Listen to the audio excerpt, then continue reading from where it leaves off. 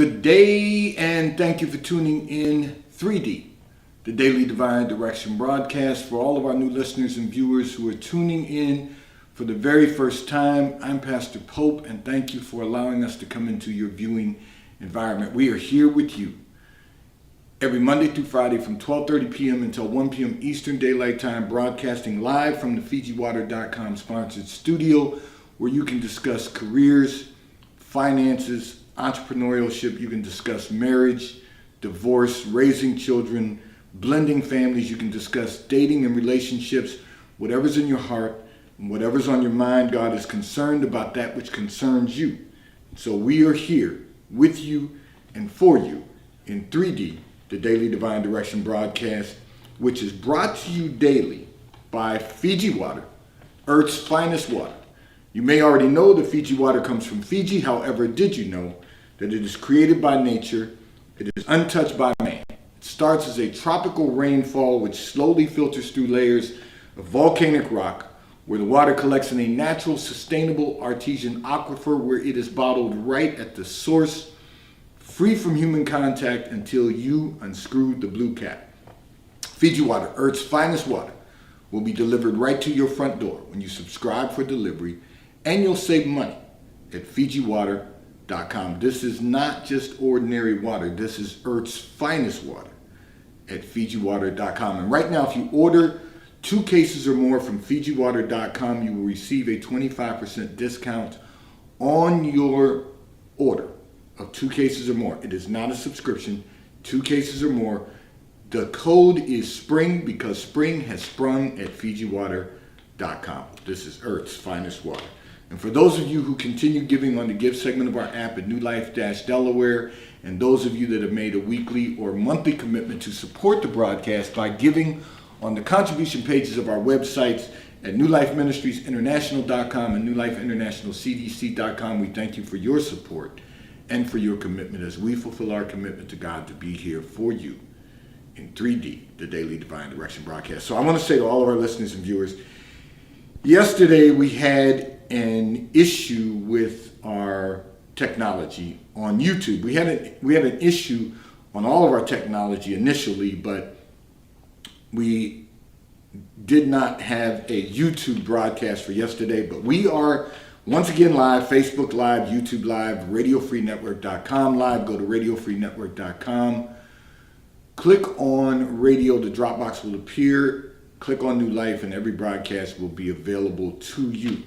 So we are live Monday through Friday from 12:30 p.m. until 1 p.m. Eastern Daylight Time. So there are going to be times when we are going to have technology issues. And as I explained yesterday, I had a hospital visitation that I had to do. And when I came back, I didn't have enough time during production to really look at all the dynamics of the technology to make sure that everything was functioning properly. And, you know, the team that does that, you know, once it's set, they believe that it's fine. Unfortunately, we sometimes have some technology issues. But I thank all of you who continue to stay tuned in, those of you that continue to watch yesterday on RadioFreeNetwork.com or on our app or on our websites, because we know you were tuned in. I could see you tuned in. And for those of you who just said, I'll get back to it tomorrow, we understand. But I noticed a lot of you just, you know, most of you actually just stay tuned in to see if we were going to be able to get things back up. These things will occur because we are live, broadcasting live from the FijiWater.com sponsored studio. These things will occur. And I do want to remind everyone, we are our 24-hour, 24/7, 7 days a week, radio station, internet radio, WKAP Faith Empowerment Radio is live. We have gone live, and you can listen to music 24/7. You can listen to music that will encourage you, empower you, and inspire you to be the best version of yourself that you can possibly become. And we're going to be doing some additional expansions, but again, we want to make sure we got all of our technology sounds. So just stay with us, stay tuned in. You can go to rdo.to.wkap,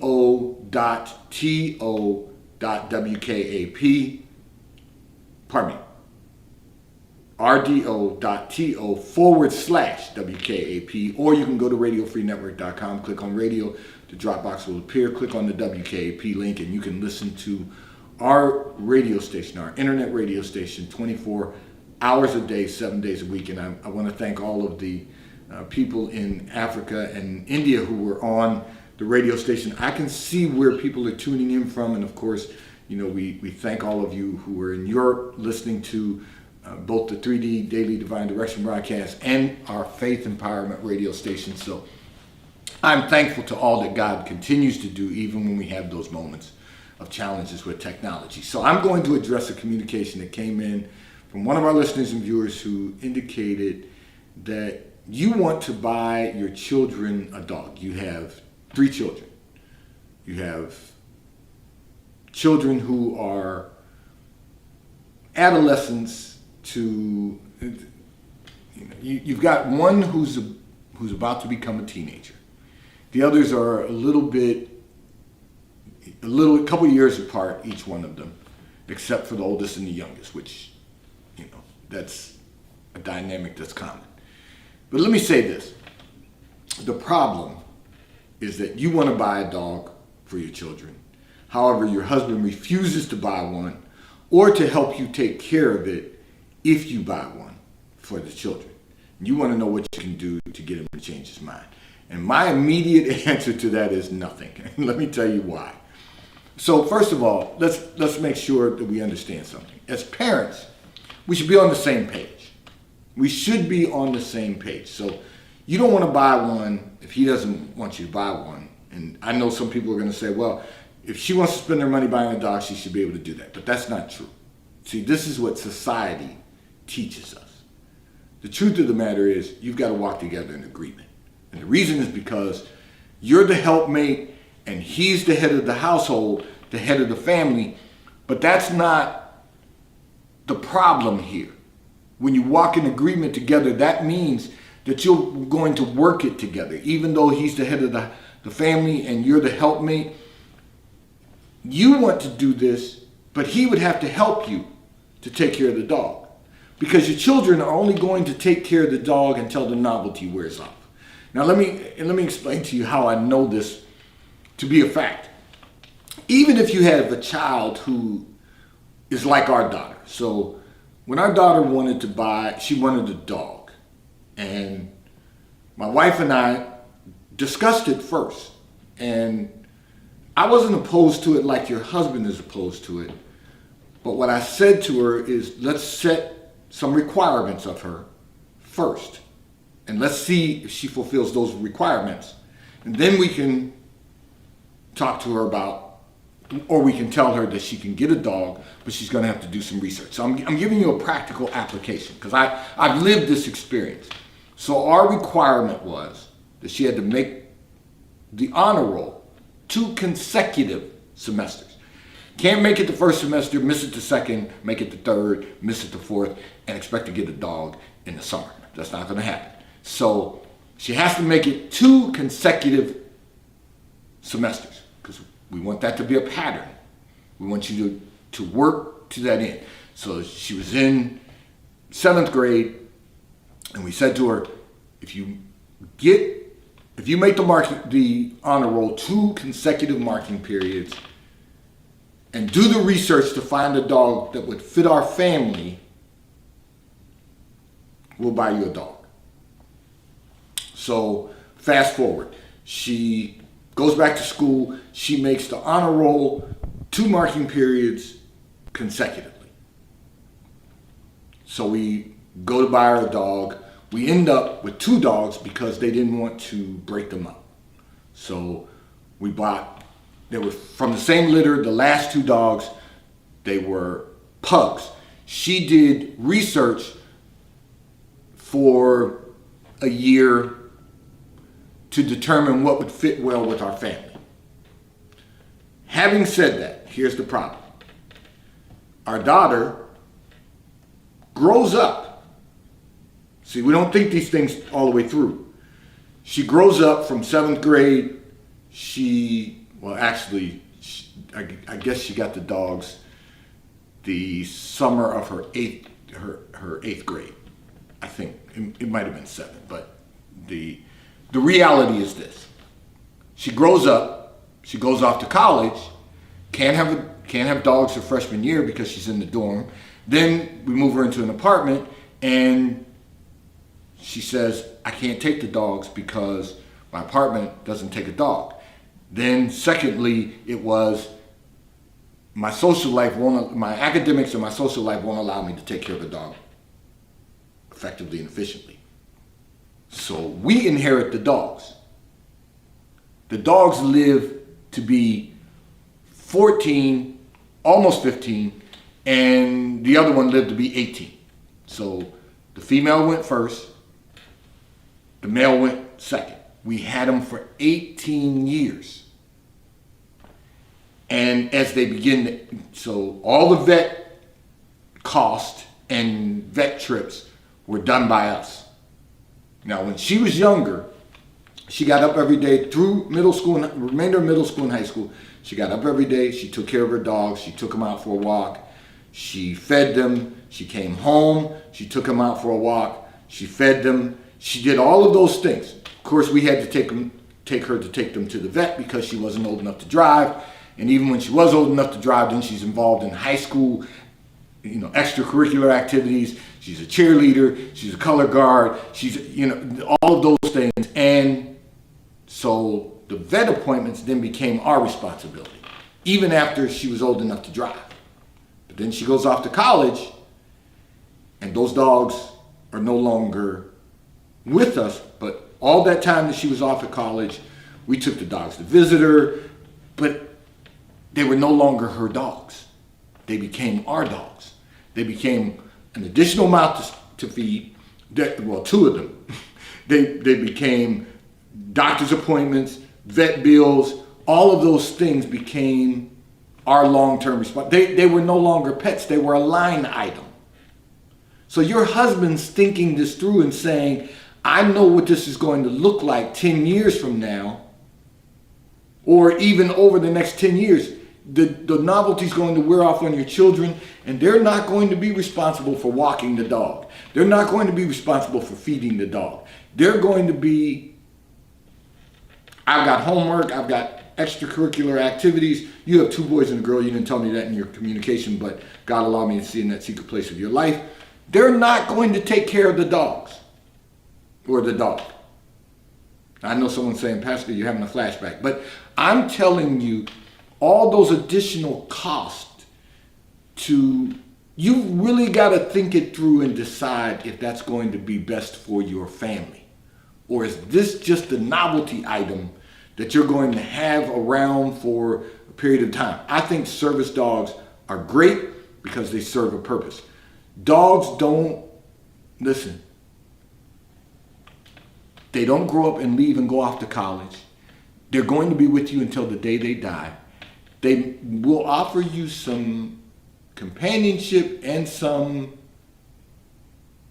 they'll offer you some companionship. When you come home, if you don't feel like talking to the rest of the family or the family's empty nest, you have someone to talk to. But that's a decision you should make after the nest is empty. While the nest is still full, that's another mouth to feed that will never get a job. Now, I will tell you, we took our dogs to visit senior centers, so that was a good purpose for them.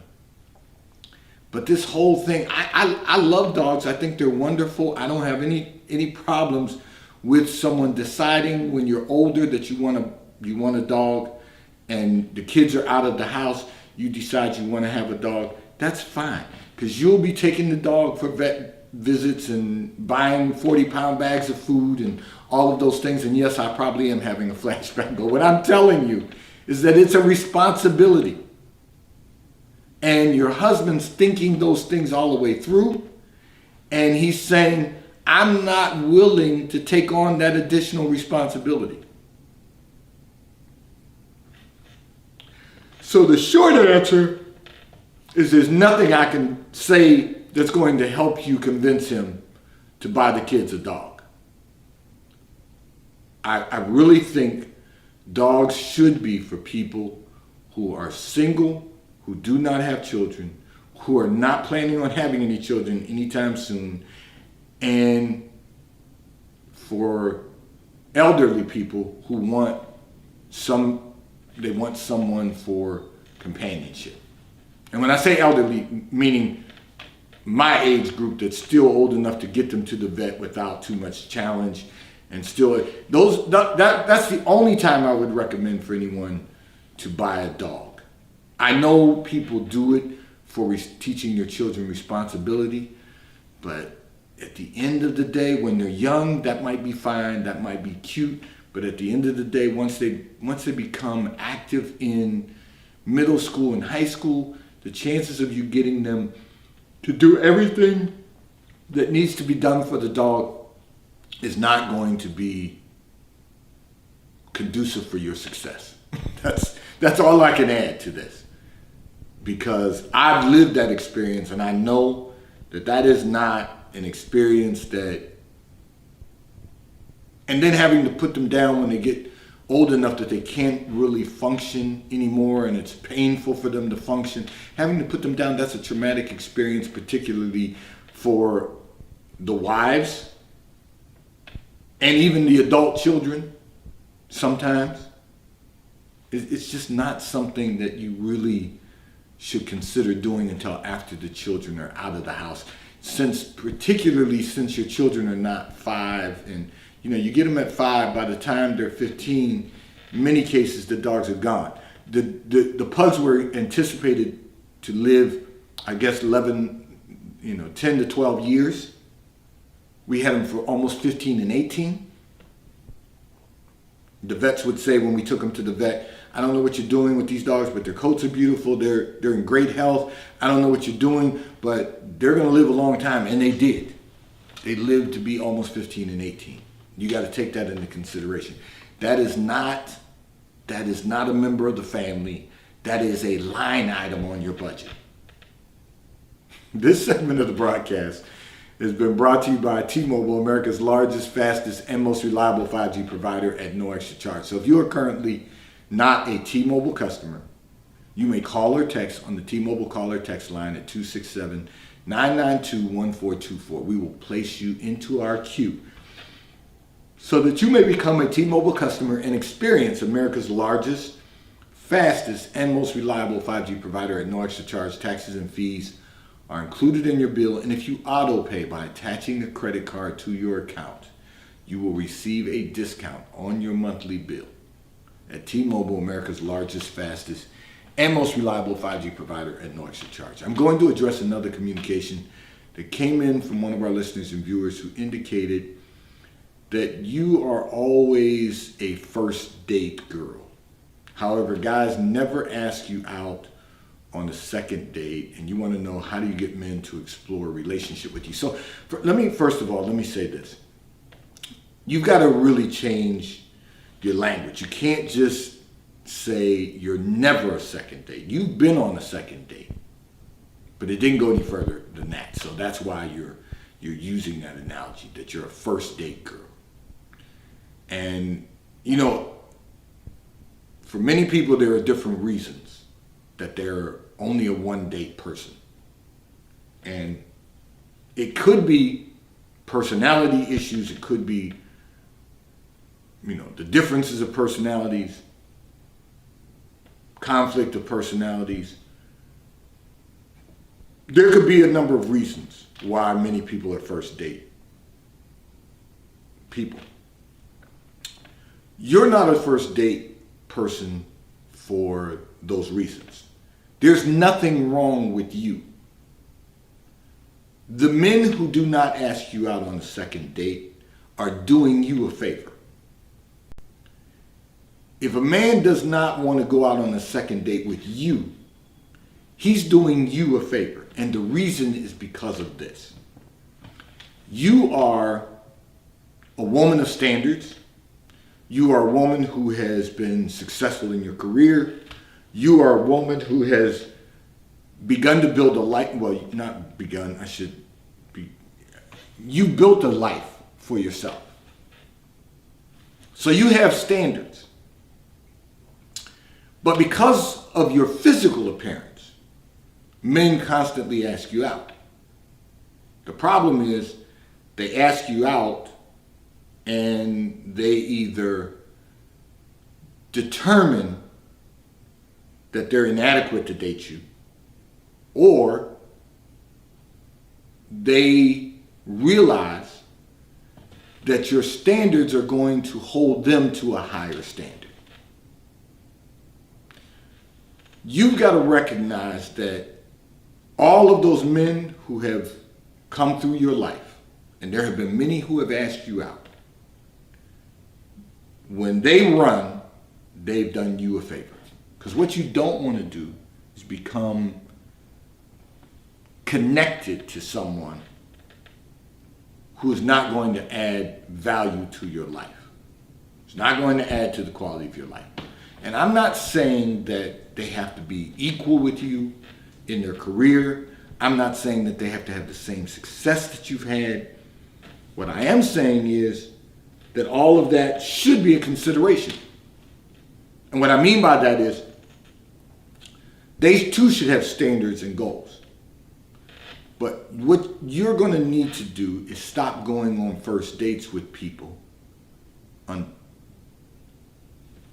dating the way society has taught us to date. So I went through this scenario about the practice of dating and how we should be dating, over the last weeks, and also previously.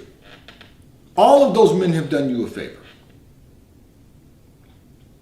You don't want to go out with someone who doesn't meet your standards. And what I mean by that is they've got goals, they've got aspirations, they're working to accomplish those goals, they're taking the necessary steps to be successful, they are building a quality of life even if they haven't achieved the same quality of life that you've achieved. But you won't know that if you don't know what their plans are for the future. So you're asking a lot of the right questions, and they're running because they don't have answers. You've got to change up the way you date, but you don't have to change your dating practices. Meaning, or let me say, dating standards. Meaning, you should, like I've said so many times before, if someone wants to date you, they should take you to church and out to lunch 3 times, 3 weeks consecutively. Because you know what that establishes? First of all, establishes consistency. Second of all, during the weeks after they take you to church and out to lunch on Sunday, they should be calling you Monday through Saturday, checking in to see how your day is progressing, checking in to see how your week is progressing, allowing you to share with them what's going on through your week so that they get to know you in that way. The eye-to-eye test, church, lunch, you know what they're being fed spiritually if you go to church with them. If they don't have a home church, you invite them to your church, you still know what they're being fed spiritually. And then you know what they're being fed physically, because you are going out to lunch with them, you see their eating habits, and you know that they're willing to be consistent, to form a standard of consistency. So we've got to look at all of those points. So every one of those men has done you a favor by leaving you alone. You don't want them to explore a relationship with you. If they're not man enough, and this is going to take me into the next communication, if they're not man enough to have standards that are going to allow them to continue dating you the right way, then you don't need them. And I'm going to encourage you. There's nothing wrong with your personality. We all have issues. You're a neat person. Some people call that a neat freak. But that's okay. We all have our issues. We all have our issues. I had a breakfast meeting this morning, and my wife said to me, I know you already know what you're having for breakfast today. What do you want for dinner? But what are you going to do for dinner? But she said, I already know you know what you're having for breakfast today because you knew you had a meeting scheduled this morning. So you already know what you're going to be eating because you've already charted that out. We all have issues, yeah. And I said, yes, I do. So she asked me, what are you having? Because, I tell everyone I married the food police. She wants to know. And part of that is she wants to make sure I stay healthy so she doesn't have to push me around in a wheelchair. She wants me to stay healthy so she doesn't have to take care of me because I'm on medication. She's trying to keep me from going that route. I'm on no medication and I'm in good health. I have an annual physical every year. I encourage everyone else to do the same thing. But I'm saying that to say every one of us has issues. There is nothing wrong with your issues. We all have them. There's nothing wrong with you wanting a clean house. There's nothing wrong with you wanting a clean environment. That's just who you are, and that's okay. It's the things that we do wrong that are issues that's a problem. So there's nothing wrong with your personality. Don't allow anyone to make you think that just because that you're a first date girl because there's something wrong with you. There's nothing wrong with you. And God is not allowing anyone else to be in your life except the person that he's appointed for your life, because you understand the importance of making certain that you continue with a great quality of life. So all those men have done you a favor, and to God be the glory.